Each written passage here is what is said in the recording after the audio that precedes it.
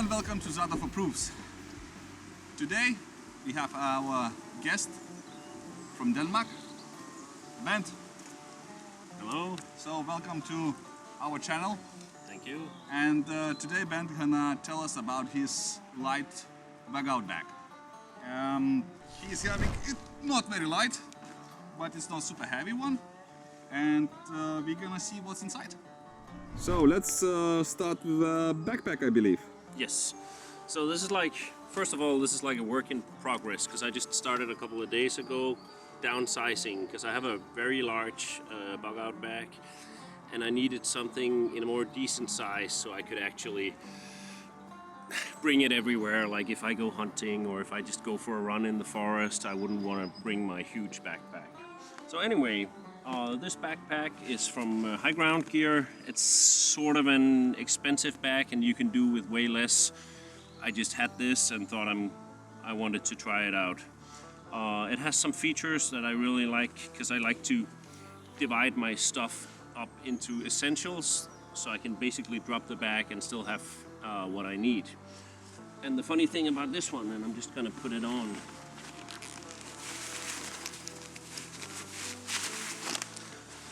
So the good thing about this one is I could use it as a two-module system. Oh, I gained Corona weight, definitely.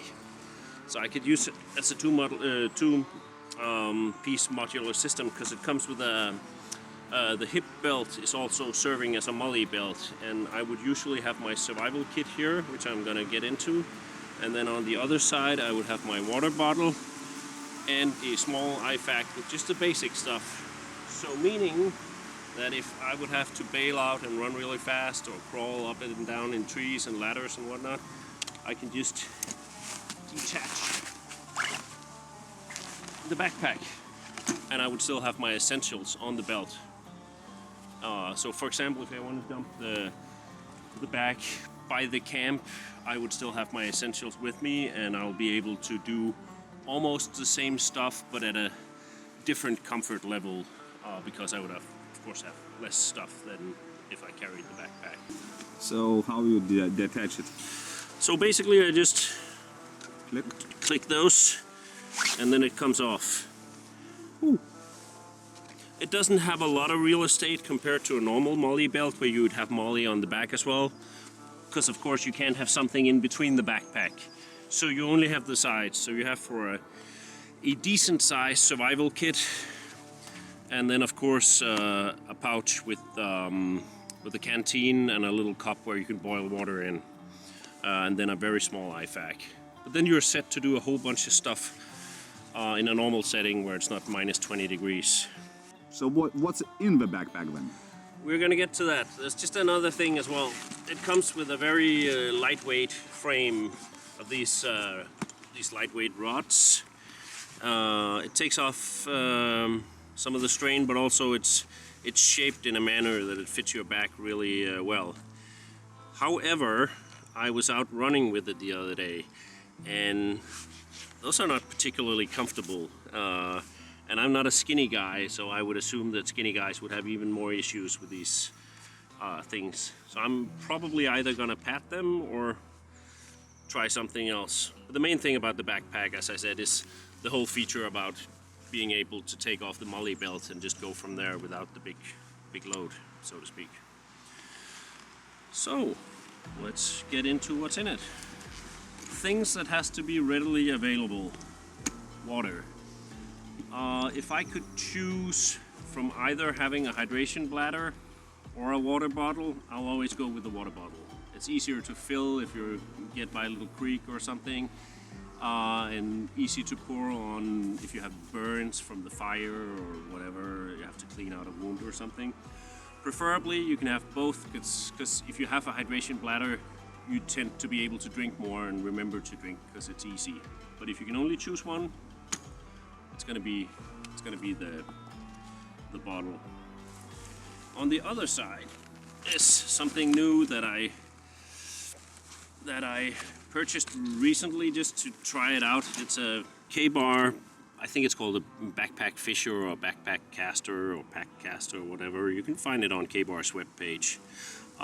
It's a hobo fishing rod that it has like a little spool here with where I put on some fishing wire, and then you can open it and have all your little attachments, like this little plastic fish, and I do believe this is called a bobber in American or English. And then I have some extra hooks if I want to use, if I want to go fishing with worms or some other bait. And then I have this, I do believe it's called a spinner or something. I'm not very good with fishing expressions. And then I have a bunch of those lead weights to make it heavier. And that's basically, so I have a lot of options. I have this one, and if I lose it, I have this one, and if I lose it, I have 6 or 7 more options with normal fishing hooks, and then I can dig up some worms. So basically, if it breaks, it's not going to be a problem if the line breaks. I have 200 meters, which is like 600 yards of line on it. So I'm not going to run out. And I can use the line for building shelters and snares and whatnot. So it's a nice little kit. Very interesting. So what's next? So next is, as I said, it's a work in progress. I haven't put my IFAG in it because I'm about to refill it and do some stuff to it. That's going to be in this front room because that has to be readily available. So it's like water readily available, first aid readily available. The fishing rod was only in the side pocket because that's where it fits right now.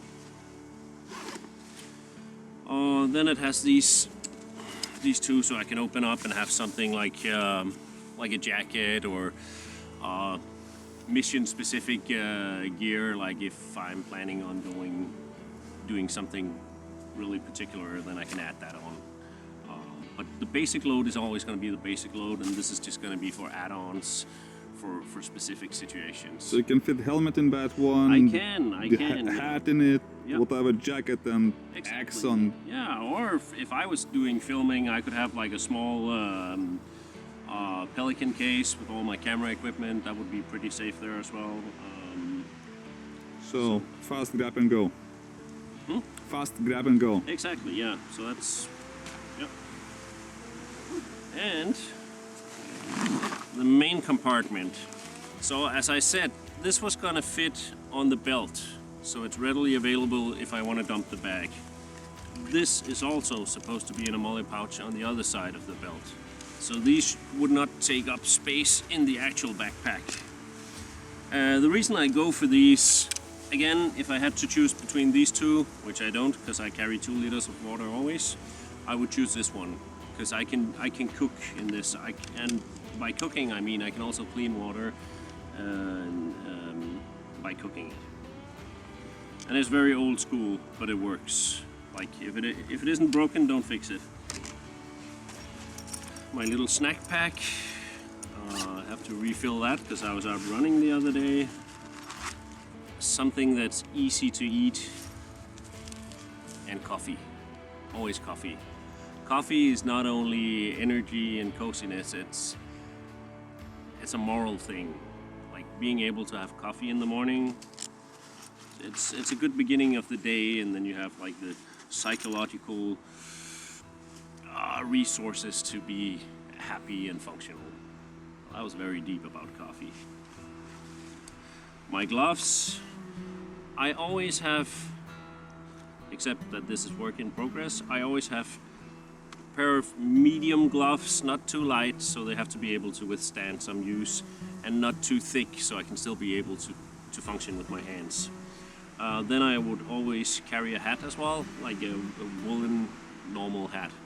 And a, what's it called, a buff, like the tube scarf that you put on. So that's like, these are my add-on clothes that I carry in the light backpack. Gloves, hat, and the tube thing. And I'm gonna get into the whole survival kit, but I'm gonna do that at the very end. Then I have the Fjellduken Hunter, which is basically a shelter, but it can also be used as a raincoat. It can be opened completely and used as a tarp. if you want to pack the backpack in the tarp and go for a swim and push the backpack in front of you. It's completely waterproof. This version is, I think it's called the Thermo something. No, it's just called Fjellduken Hunter, but it's padded with something, so it gives off more heat. And it's really neat. I've slept in it so many times, and it can take a beating. And also because it has like little, we're gonna do a complete review of this, but this is basically my shelter.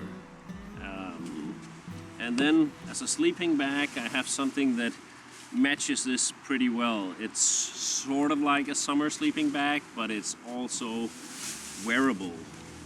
And I haven't used this a lot. But as you can see, it comes with a little hood, and you can open so you can have your arms out. And the same goes for the Fjellduken. So if you use these two in combination with each other, it's like a 3-season sleeping bag in this climate. But it doesn't take a lot of space, and it's really easy to open and close and grab if you want to go really fast.